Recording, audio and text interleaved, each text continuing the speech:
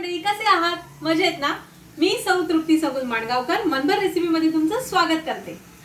आज आपण बघणार आहोत म्हणण्यापेक्षा आज कोळणीकडे मस्तच सुरमई आणि शिंपल्या मिळाल्या. शिंपल्या म्हणजेच मालवणी भाषेत म्हणतात तिसरे.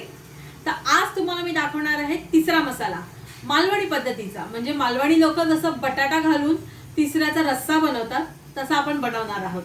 चला आता आपण बनवूया तिसरा मसाला. शिंपल्या मी हाफ बॉईल करून घेतल्या होत्या, म्हणजे फक्त गरम पाण्यात टाकले होते आणि लगेच काढले होते. आणि ते बघा हे कसे ओपन होतात. हे असे ओपन करून घ्यायचे, खोलायचे आणि त्याच्यानंतर जी हे त्याच्यामध्ये जे मांस आहे ती शिंपली घ्यायची आणि हे सगळं ह्याच्यातलं असं काढून घ्यायचं एका शिंपलीतलं. म्हणजे एक शिंपलीचंच करायचं. आता ह्याच्यामध्ये ना माती रेती असलेलं पण असतं. तुम्हाला दाखवते, इकडे एक आलं होतं बघा. असं काही शिंपल्यांमध्ये रेती पण असते बघा. त्यामुळे जपून खोलायचं असतं. असे खोलून घ्यायचे, कारण ह्या शिंपल्याच्या आतलं जे पाणी आहे त्याला मेन टेस्ट असते. ते पाणी घ्यायचं असतं. काही जण काय करतात, बॉईल करतात आणि बॉईल केल्यानंतर जे पाणी येतं ते फेकून देतात. ते फेकायचं नाही आपल्याला. हे असं छान शिंपले साफ करून घ्यायचे. आणि शिंपले एवढे छान आहेत, ताजे आहेत. त्याच्यामध्ये मांस पण छान आहे भरलेले. आता शिंपल्या आपण फोडणीला घालूया. मी कढई ठेवली आहे, त्याच्यामध्ये 4 चमचे तेल घातलं आहे. तेल आपलं छान गरम झालं आहे. आता ह्याच्यात आपण एक छोटा कांदा बारीक कापलेला घालतोय, कोथिंबीर आणि हे छान परतून घ्यायचं.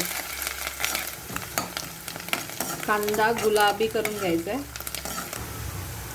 आता आपण ह्याच्यात टाकूया हिंग, त्यानंतर अर्धा छोटा चमचा हळद, 1.5 चमचा मालवणी मसाला मिक्स करायचं. आता हे जे आपण शिंपल्या साफ करून ठेवल्या होत्या ते ह्याच्यात घालायचं, त्याच्या पाण्यासहित घालायचं. आणि आता आपण ह्याच्यात घालतो आहोत बटाटे. बटाटी ही मालवणी लोकांना शिंपल्यांमध्ये बटाट्या हव्याच, त्याच्याशिवाय त्याला टेस्टच नाही. आता आपण बटाटा घातल्यानंतर बटाटा छान परतून घ्यायचा आहे आणि तो छान शिजवून घ्यायचा आहे.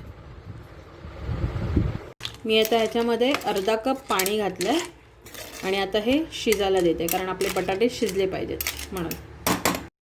तर आपण हे झाकून ठेवूया आणि आता आपण खोलून बघूया. वा वा वा वा वा वा वा. आणि हे मस्तपैकी पाणी ह्याच्यातलं सुकलं आहे बघा छानसं. आणि आपला बटाटा पण हा शिजला आहे बघा. तुम्हाला हवं असेल तर तुम्ही असं पण खाऊ शकता. ह्याच्यावरती ओलं खोबरं घालायचं आणि असंच खायचं. आता आपण ह्याच्यात घालणार आहोत वाटप. वाटपाची रेसिपी मी आय बटनमध्ये देते. आता तुम्हाला कितपत पातळ हवं आहे किंवा घट्ट हवं आहे त्यानुसार घालायचं. असं मिक्स करायचं. आता ह्याला एक वाफ काढली की हे सुक्क झालं, सुक्क शिवल्याचं. आता आपण ह्याच्यात पाणी घालणार आहोत, थोडं पातळ करायचं आहे. आता आपण ह्याच्यात चवीनुसार मीठ घालूया. मीठ थोडं कमीच घालायचं, कारण शिंपल्या पण थोड्या अशा खाऱ्या असतात, त्याच्यामुळे मीठ जपूनच घालायचं. आणि आता आपण ह्याच्यात घालणार आहोत कोकम, कारण आंबट हवं.